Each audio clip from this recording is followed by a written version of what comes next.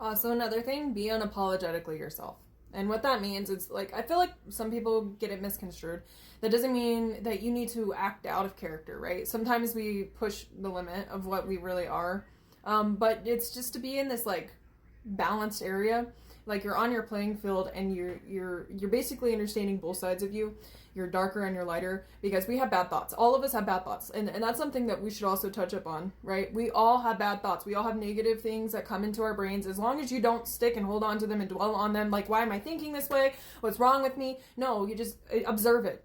Observe it, and then you need to explain to yourself, okay, why do we feel this way? Talk yourself through like a counselor would. Like, you're supposed to be the one that can overall counsel yourself through these bad thoughts. Okay, when we're seeking guidance, our highest guidance comes from here. And understanding why we have the thoughts, you need to align them and put them in their place, right? You also need to put boundaries up for yourself too. And how you're going to do that is essentially you're going to talk yourself through these negative thoughts, right? And that is what's going to bring you to this next level of playing field for yourself, is when you start challenging your thoughts and be like, okay, where is this coming from? And then you can find out where it's coming from through your past traumas. And, that's important. Hold on one second. Okay.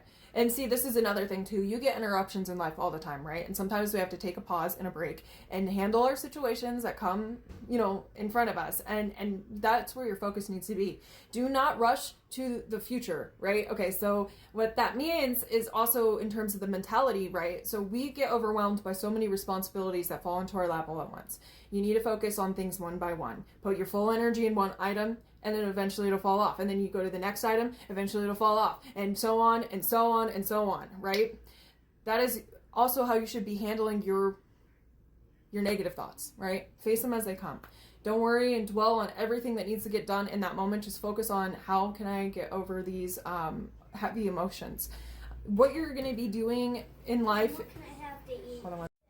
Anyways, each section of your life, you get to decide how you're going to face them, all right? And the best way that I have personally found, and this doesn't work for everybody, if it works for you, great. If not, you need to find your way and how you can navigate these thoughts. Basically, depression falls off of what you think about yourself. It's what you think about what other people have said about you, and you dwell on everything and you hold on to it instead of releasing and letting go. They do not belong to you. Thoughts, places, things, people, whatever, they do not belong to you. That is including your thoughts, okay? Your thoughts are supposed to be passive, all right? You're supposed to let them flow in and out of you. You're not supposed to be sitting here like, oh my God, because I think this way, this is exactly true. No, that is incorrect. It's how you want to perceive yourself is what is going to be truly important. If you want to perceive yourself as this horrible, lazy, no motivation person, then yeah, you're going to stay in that energy because that is what you're telling yourself that you are only like accepting. And I know that it's easier said than done, especially with depression. It's a work in progress. You have to make the decision on how you're going to work through your depression. And everybody can give you millions of different like packets and information on how to handle, or even a pill to handle these emotional or deep-rooted thoughts and patterns that we cling to in life. And it's also past trauma. Like we regret, and we hold on to that regret because we don't feel like we are good enough for the next step to actually have that white picket fence dream or that life that we crave. And I'm speaking on terms because I've spoken to people who have been in and out of the system, who have been to prison, who have had ups and downs in their life, and they just feel like that is all that is there for them.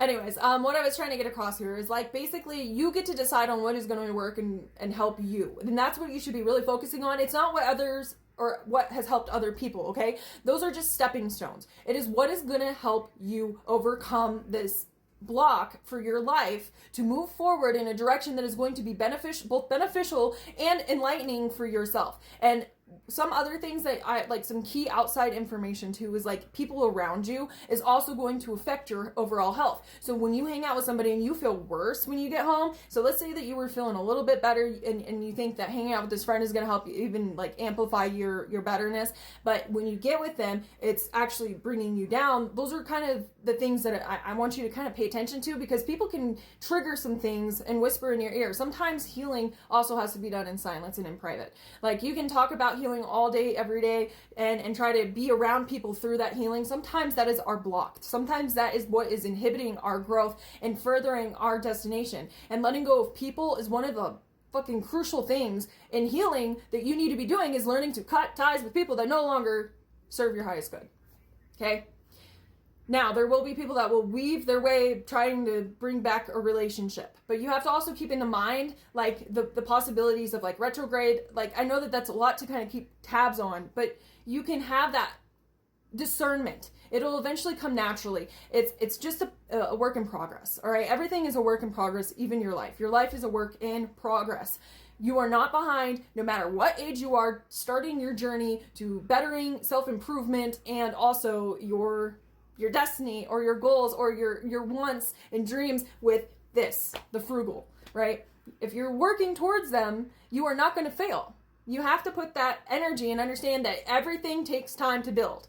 So it doesn't matter. As long as you are feeling confident and passionate and excited about what you are building and what you're putting your energy into, it will be successful. It just takes time. If you are rushing the process, you need the money today. Don't do it. Don't do that. Because what you're doing is you're predestining yourself to fail. Because you're only looking for the benefit.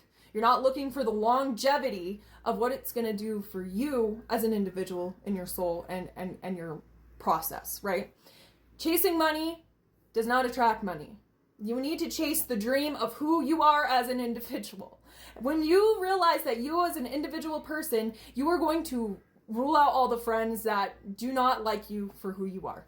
You're going to cut them because when you start making changes, they're going to show their face because they're going to have snarky, underhanded comments. And this actually, I made a video about this not too long ago, but people will say tic-tac things. They will throw them at you and you won't notice it right away, but it'll hit you like a fucking, like what is it? Like a nuke, okay? It'll hit you and you're going to collapse and you're going to spiral and you're going to have these, and then you're going to have these repetitive thoughts. You need to pay attention to what people are saying to you. And this is going to really tell you if they're your friends or if they're really just in competition with what they see your potential to be, that you are limiting yourself to see. All right, 7 minutes in, I'm going to cut it here. Love you guys.